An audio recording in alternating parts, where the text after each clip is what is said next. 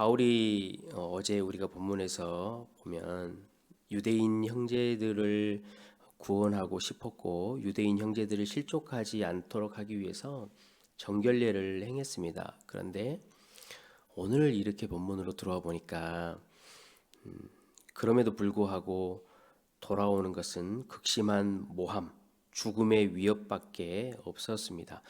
바울이 사실은 이런 상황에서 어떤 반응을 보였을까? 우리가 분명하게 알 수 있는 것은 바울은 그런 상황에도 하나님 앞에 기도를 했을 거예요. 어떻게 기도를 했을까? 무슨 기도를 했을까? 그리고 이런 상황에서 하나님께서 기뻐하시는 기도라는 것이 그렇다면 어떤 것인가? 우리가 그 이야기를 오늘 말씀을 통해 좀 살펴보려고 합니다. 7일이 거의 참회라고 이제 오늘 본문을 시작을 하는데 아주 긍정적인 느낌이지요. 정결례가 거의 끝나가니까 이제 큰 문제가 없이 바울에게 제기되었던 의심들이 이제 곧 사라지겠구나라는 이제 분위기인 거죠. 그런데 문제는 아시아로부터 한 유대인이 등장을 합니다. 이제 유월절이었어요. 그러니까 절기를 지키러 아시아 지역에서 온 유대인이 있었죠. 성전에서 바울을 본 거예요. 보고 놀랬겠죠. 이제 보고 야, 저 사람 뭐지? 뭐 하고 있지? 라고 알아보니 바울이 율법을 준수하고 있었던 거예요. 정결례를. 그러니까 이 아시아에서 온 사람이 속마음으로는 그렇게 생각을 했겠죠. 안 돼, 안 돼, 그랬을 거예요. 왜냐하면 바울은 지금 문제가 있어야만 하는 사람이에요. 틀려야만 하는 사람이에요. 그러니까 지금 율법을 거부했다라는 이야기 소문이 있어서 저 사람이 지금 율법을 지키고 있으면 안 되는 거거든요. 그것 때문에 이제 이 아시아에서 온 사람이 이제 그 상황을 보고 이제 생각을 한 거죠. 여러분, 이 아시아에서 온 사람이 도대체 왜 그랬을까 생각을 해보면 아시아에서 바울이 선교 사역을 마치고 지금 성전으로 올라와 있는 거잖아요. 시간이 8개월 정도였거든요. 8개월 전에 아시아 그 에베소 지역에서 있었던 사건을 이 사람도 다 알고 있는 거겠죠. 여러분 한번 상상해 보세요. 무슨 일이 있었는지 기억나시죠? 앞에 다 배우셨으니까. 마술사들의 마술책을 은 5만이나 되게 다 태우게 만든 사건이 있었어요. 그러니까 아시아 지역의 마술 비즈니스가 다 망해버린 거예요. 그 다음에 또 아데미 신전, 지금도 고대의 7대 불가사의라고 말하는 당시의 최고의 신전이고 장사가 잘 되던 아데미 신전의 은색장들이 비즈니스가 이 바울의 복음 때문에 다 망해버렸어요. 그러니까 지금 유대인들의 생각에는 바울을 보면서 항상 시기심을 느꼈다고 이야기를 했잖아요. 성경 읽어보면 유대인들의 생각에는 이 바울을 풀어놨다가는 자기들의 종교 비즈니스도 금방 위협을 당할 처지에 있는 거죠. 그러니까 지금 바울이 율법을 잘 지키고 정결례를 하고 있으면 안 되는 거예요. 바울은 틀려야만 하는 사람이니까. 모함을 시작합니다. 거짓말을 시작해요. 자신들의 이익을 위해서 선동하고 있는 것을 우리는 잘 봅니다. 성전을 모독했다라는 거짓말도 하지요. 왜냐하면 이것은 즉각적인 사형에 처할 수 있는 자격이 생기기 때문에 그래요. 온 성이 소동을 했고 결국은 바울을 개같이 끌고 나옵니다. 34절에 오늘 본문을 눈으로 한번 봐보십시오. 이 말 저 말을 사람들이 계속해요. 선동가들이기 때문에 어떠한 논리성도 없고 어떠한 합리적인 생각도 없는 거예요. 단지 바울을 쫓아다니면서 그를 없애라, 그를 없애라 라고 이야기를 하죠. 그런 와중에 아무도 나서지를 않습니다. 장로들도 당시에 예수를 믿었던 유대인들도 심지어 야고보와 사도들도 어떠한 반응도 나타내지 않습니다. 30절에 성전 문들이 닫힙니다. 이건 상징적인 의미로 누가가 기록을 했어요. 유대인들이 당시에 하고 있었던 성전 비즈니스와 종교 비즈니스, 그것이 바울하고는 아무런 상관이 없이 우리의 이익을 지켜야 한다라는 상징적인 의미로 성전의 문이 닫히는 것이죠. 자신들의 자존심과 자신들의 이익을 반드시 지켜야 된다라고 이야기를 합니다. 바울이 무슨 생각을 했을까? 여러분 같으면 어떤 생각을 하셨을 것 같습니까? 이런 상황에서. 저도 뭐 짧은 삶을 살았지만 신앙생활하고 예수 그리스도를 믿고 살면서 오해를 받았던 적도 많이 있고 또 목회를 하다 보면 그런 일도 있기도 하고요. 모함을 당한 적도 뭐 있었고요. 어쩔 때는 그것들이 불가항력적일 때도 참 많이 있었어요. 제가 아무리 어떤 상황에서 무엇을 변명하려고 설명하려고 해도 그것이 전혀 통하지 않을 때도 많이 있었고 해명도 필요 없을 때가 많이 있었어요. 혼자서 소리를 지르기도 해본 적도 있었고 밤에 혼자 몰래 억울해서 눈물을 흘린 적도 많이 있었어요. 어떻게 해도 그것이 해소되지 않았어요. 가끔씩은 제 편을 들어주는 사람이 있는 것 같아서 그 사람들에게 이러이러한 이야기를 한다고 한들 돌아가서 가만히 앉아 생각해 보면 그 속에서 일어나는 분노를 절대로 금할 수가 없었어요. 모함을 당하면 그런 거예요. 우리 속에 신앙 양심이라는 게 있기 때문에 예수 그리스도를 믿는 성도로서 그래도 내가 한 번 더 그냥 인내하고 넘어가자라는 것으로 결국은 결론을 내리지만 속 사람은 계속해서 썩어가는 거죠. 상처가 계속 남는 거예요. 바울은 이런 상황에서 어떻게 했을지 누가가 우리에게 알려줍니다. 명시적으로 기록이 되어 있지는 않지만 누가는 지금 이 부분의 글을 쓸 때 예수님하고 바울하고 같은 행적을 보이고 있다라는 것을 우리에게 알려줘요. 어제도 예수님과 똑같은 모양의 바울의 모습을 우리에게 알려줬죠. 예수님도 똑같았어요. 모함을 당했어요. 유대인들에게. 재판도 제대로 받지 못했어요. 아무도 예수님을 도와주려고 나선 사람도 없었어요. 성전 밖으로 쫓겨났고 성전 문이 닫혔죠.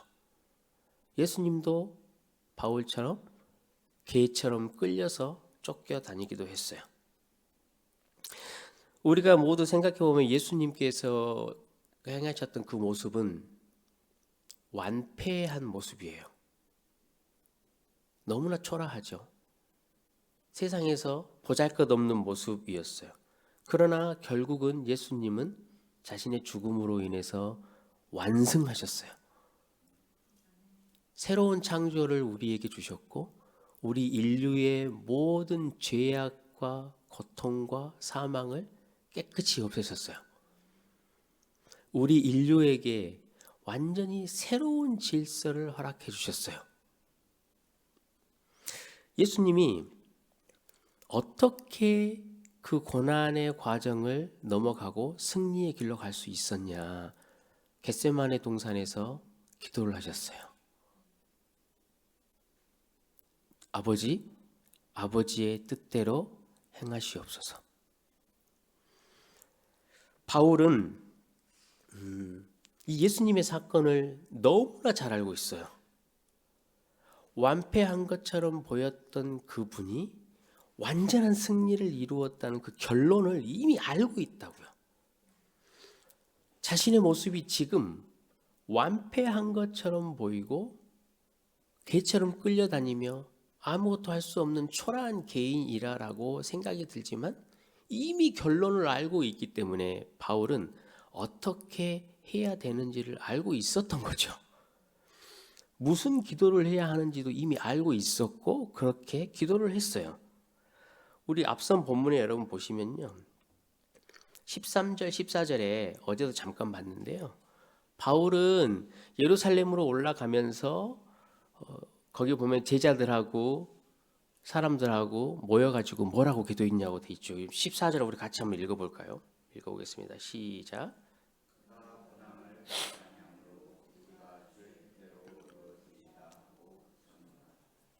여러분 똑같이 기도했어요. 모함을 당하고 어려운 상황에서 주의 뜻대로 이루어지이다 라는 기도를 드렸어요. 바울이 완패한 것처럼 보이지만 바울이 여러분 오늘 본문에 누구를 통해서 구원을 받죠? 로마 군인들을 통해서 구원을 받아요. 이게 놀라운 일이지요. 자신들을 지배하고 있었던 로마 군인들에게서 구원을 받고 그 로마 군인들에게 보호를 받고 그 로마 군인들을 통해서 로마로 가요. 로마로 가가지고 거기서도 사람들에게 하나님의 나라의 복음을 전하고 거기서부터 온 유럽과 미국과 지금의 대한민국이 복음화가 되는 역사를 우리는 너무나 잘 알고 있어요. 그 기도가 바로 주의 뜻대로 이루어지다에서부터 시작했어요. 예루살렘으로 올라가면서 내가 예루살렘에 들렸다가 로마로도 가야 하리라라고 이야기했던 바울이 여러분 어떻게 로마로 갔어요? 누가 이 로마 군인들이 자기를 구원해주고 모함을 당하는 과정을 통해서 이렇게 해서 로마로 갈 것이라고 생각하고 계획하고 실행할 수 있을까요? 사랑하는 성도 여러분, 구약 성경에도 그런 한 사람이 있어요. 요셉. 모함을 당한 대명사지요. 팔렸고 끌려갔어요. 이집트로 팔려가서 시위대장 보디발이라는 그 사람 밑에 가서 이제 섬기는 일을 하잖아요. 창세기에 보면 그 자신의 주인에게 은혜를 입어서 그 집을 섬기더라라고 성경이 기록을 해요. 근데 요셉은 나중에 보디발의 아내가 자기를 유혹했을 때 어떻게 고백을 하냐면 내가 이 큰 악을 행하여 누구에게 범죄하지 않겠다라고 말하죠. 원래 문맥대로 하면 자기가 자기 주인에게 큰 은혜를 입었잖아요. 그러면 내가 이 큰 악을 행하여 내 주인에게 범죄하지 아니하리라라고 말해야 맞는 거예요. 그런데 요셉은 그렇게 고백하지 않아요. 자기 주인에게 은혜를 받았지만 자기가 범죄하지 않는 것은 내가 하나님 앞에 범죄하지 않겠다라고 말을 해요.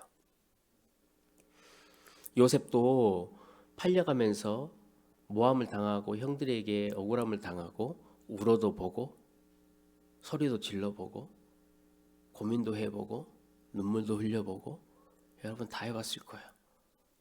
엄청난 트라우마가 있었을 거예요. 그렇지만 그것들이 자기 자신을 다 극복해낼 수 없다는 걸 알았어요. 하나님을 찾은 거예요. 하나님을 바라보는 거예요. 하나님을 신뢰하는 거예요. 그분에게 맡기는 거예요. 그분이 하실 것을 신뢰하고 그분에게 던져놓는 거예요. 주님의 뜻대로 해주십시오. 하나님의 공의와 정의, 하나님의 나라가 확장되는 것, 우리가 지금 살고 있는 세상의 역사와 세상의 변혁과 세상의 올바른 길로 돌아가는 것, 이것은 이기적인 다수에 의해서 이루어진 역사가 여러분 없어요. 초라하게 보이지만 한 사람의 소수, 예수 그리스도를 닮은 그 한 사람을 통해서 이루어진 역사들이에요. 성도 여러분, 어제부터 주 첫 새벽 예배를 아침에 드렸는데 제가 좁은 길을 가야 된다라고 이야기하니까 엄청 부담되셨죠? 고생 많으십니다. 네, 오늘도 좁은 길을 가셔야 합니다.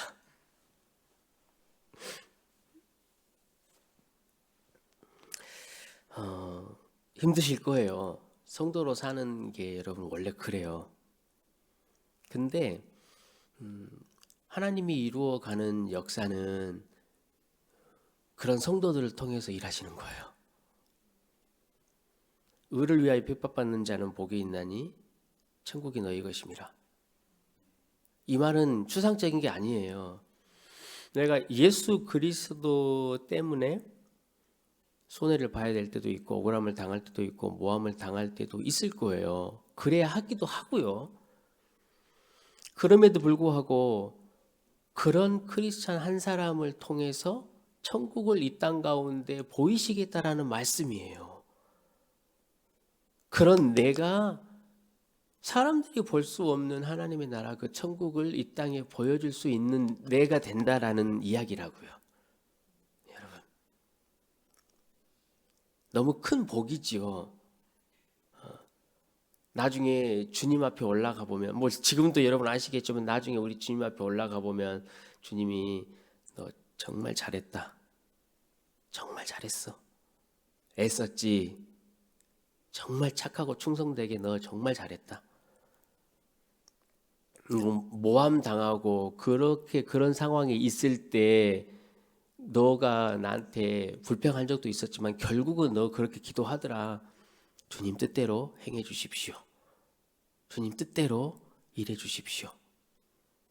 성도 여러분, 혹 오늘 그런 일들이 여러분에게 있으시거든 오늘 말씀을 꼭 기억하시고 주님 뜻대로 이루어 주십시오라고 기도할 수 있는 하루 되시기를 주님의 이름으로 축원합니다. 그리고 지켜보십시오. 그 일이 어떻게 변해져 가는지, 그 사건이 하나님 안에서 어떻게 이루어져 가는지, 하나님의 기이하고 진기하고 놀라운 섭리들을 여러분이 보실 수 있으실 것입니다. 그런 은혜를 오늘 하루 누리시길 주님의 이름으로 축원합니다.